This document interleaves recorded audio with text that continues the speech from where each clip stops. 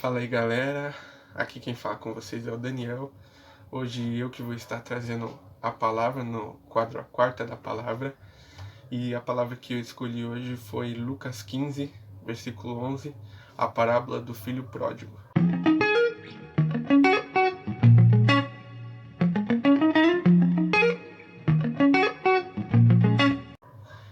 Me desculpem que eu estou meio gripado, então minha voz está meio ruim, meio nasal. E pode ser que eu dê uma tossida, mas me perdoe. Amém? Vamos estar lendo aqui. Se você tiver uma Bíblia aí, acompanhe comigo. Lucas 15, versículo 11. A parábola do filho perdido. Jesus continuou. Certo homem tinha 2 filhos. O mais moço deles disse ao pai: Pai, quero que o Senhor me dê a parte dos bens que me cabe. E o pai repartiu os bens entre eles.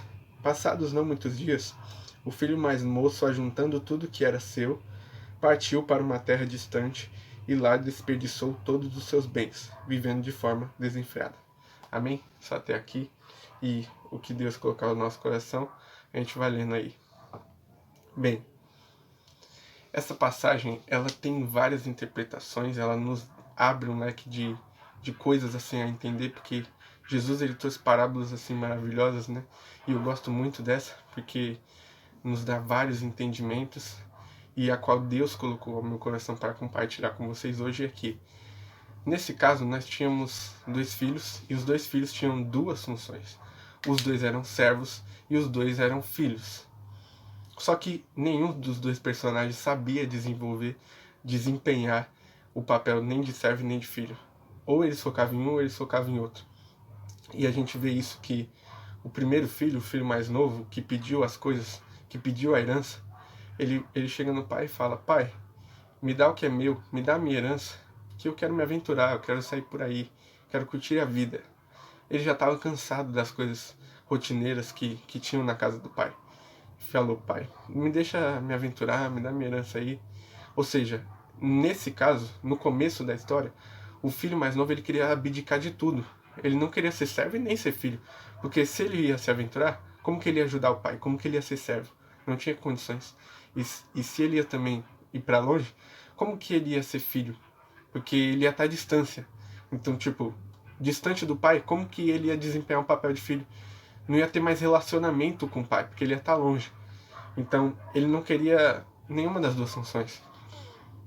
E aí a gente conhece a história, sabe que ele foi, gastou tudo e queria voltar para a casa do pai. Mas a gente vai chegar até lá. Eu vou tentar aqui ser rápido, né? Porque não é uma pregação, é só uma reflexão. E aí a gente vê que o filho vai, gasta tudo e ele tem um discurso de filho, mas ele não sabe disso. Ele acha que ele está com um discurso de servo, porque ele chega no pai e ele fala, na verdade não, antes disso, né? Ele já pensa, ele já prepara um discurso e fala: eu vou chegar no meu pai e vou falar: Pai, me perdoa, eu pequei contra o Senhor, eu pequei contra os céus. Eu não mereço mais ser chamado de seu filho. Em outras palavras, ele está pensando assim: se o Senhor não quiser me chamar de filho, eu entendo, mas me aceite como um servo seu. E, querendo ou não, ele está sendo filho aí. Ele está com pensamento de filho, achando que está com pensamento de servo. E aí a gente vê que a parábola diz que o pai, avistando ele de longe, ele corre em direção ao filho e abraça ele, beija ele. Ou seja, talvez o filho não esperava essa reação. Mesmo que ele esperasse uma bronca ou algo assim, ele não esperava talvez essa reação. E o pai, ele não liga que o filho foi embora, que o filho errou. E aí a gente vê em contraponto o outro filho, o filho mais velho. O filho mais velho, ele chega com um discurso de servo. Parece que ele esquece que ele é filho. E ele chega com um discurso de servo. E ele fala, ele nem chega, pelo menos na minha Bíblia, não está escrito pai. Porque ele poderia dizer pai, tal, tal, tal. Mas aqui já nem está escrito pai e nem está escrito Senhor. Ele já chega falando: eu sirvo o Senhor há tantos anos. Eu vou até pegar aqui e ler com vocês. O versículo 29. Mas ele respondeu ao seu pai: faz tantos anos que sirvo o Senhor e nunca transgredi um mandamento seu. Mas o Senhor nunca me deu um cabrito, sequer, para fazer uma festa com os meus amigos. Versículo 30. Mas quando veio esse seu filho, ele ainda fala esse seu filho, nem fala tipo meu irmão. Quando chega esse seu filho, que sumiu com os bens do Senhor, gastando tudo com prostitutas, o Senhor mandou matar o bezerro gordo para ele. Ou seja, ele já chega apontando o erro do irmão dele. Ele não quer saber que o filho dele, perdão, que o irmão dele se arrependeu. Ele não quer saber que o irmão dele está de volta. E ele está com pensamento de servo. Ele não está com pensamento de filho. E ele chega, pai, eu sirvo o Senhor há tantos anos. E o pai dele já dá logo uma lembrança para ele, já mostra para ele, calma aí, você é meu filho. Então o pai teve que lembrar para ele que ele é filho. Ele chega, você é meu filho, você poderia chegar em mim a qualquer momento e pedir, porque tudo que é meu é seu. Olha lá, eu vou ler de novo, dessa vez o versículo 31.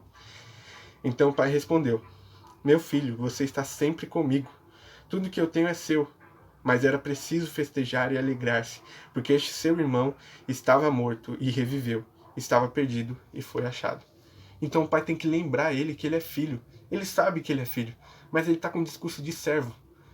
E aí o pai lembra ele que ele é filho, lembra ele que ele tem um irmão. Aquele ali, que estava ali voltando, que estava recebendo uma festa, não era um desconhecido, não era um qualquer. Era irmão dele, mas ele esqueceu que ele era filho, esqueceu que ele tinha um irmão.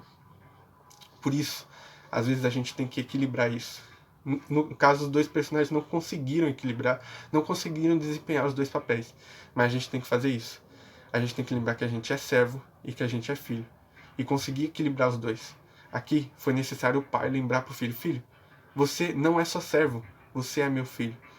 Então que nós possamos equilibrar, que nós possamos ser servo e sermos filhos. Conciliar as duas coisas. Lembrar que a gente não foi feito só para servir a Deus, a gente tem direitos e tem deveres.